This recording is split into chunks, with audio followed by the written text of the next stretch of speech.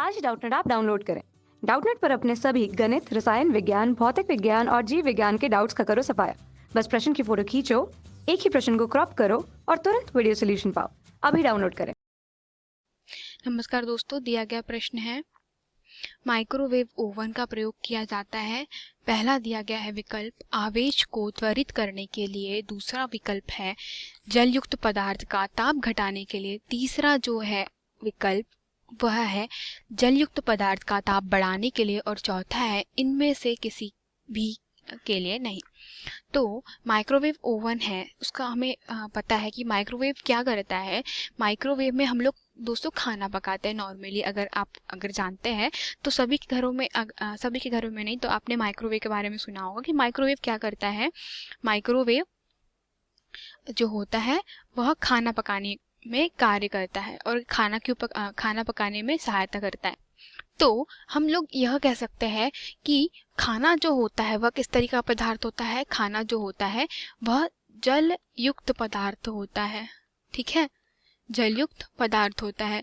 और माइक्रोवेव में जो किरणें निकलती है वो कौन सी होती है? लघु रेडियो तरंगे होती है, लघु रेडियो तरंगे होती है। तो इन लघु रेडियो तरंगों के कारण क्या होता है कि जो जल युक्त पदार्थ होता है वह कैसा हो जाता है? वह गर्म हो जाता है इन लघु रेडियो तरंगों के कारण। और यह जो लघु रेडियो तरंगे है वो कैसे बनती है? वह LCR परिपथों के कारण बनती है। इन परिपथों में क्या होता है? तो दोलायमान या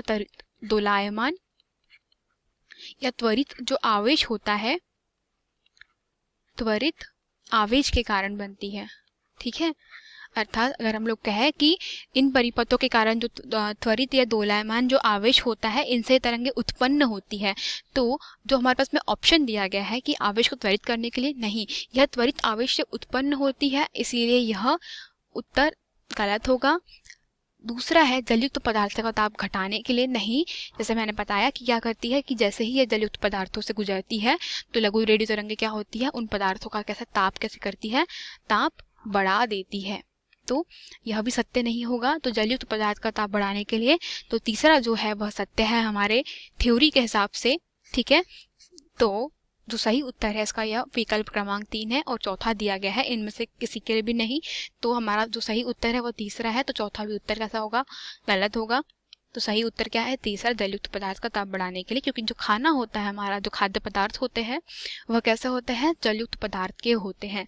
तो सही उत्तर क्या है? जलयुक्त पदार्थ का ताप बढ़ाने के लिए। धन्यवाद। कक्षा 6 से 12वीं से लेकर नीट, IIT, JEE वो एडवांस के लेवल तक 1 करोड़ से ज्यादा छात्रों का भरोसा। आज ही डाउनलोड करें डाउटनेट ऐप या व्हाट्सएप करें अपने सारे डाउट्स 8400 400 400 पर।